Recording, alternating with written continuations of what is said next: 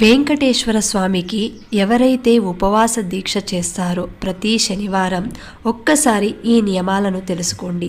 ఎందుకంటే వెంకటేశ్వర స్వామి ఏది కోరినా సరే వరాలిచ్చే వడ్డీ కాసులవాడు. కాబట్టి వ్రతం చేసేవారు శనివారం రోజున తినే ఆహారంలో ఎట్టి పరిస్థితుల్లోనూ నూనె వాడకూడదు. పూర్తిగా నెయ్యితో తయారు చేసిన ఆహార పదార్థాలను మాత్రమే భుజించాలి.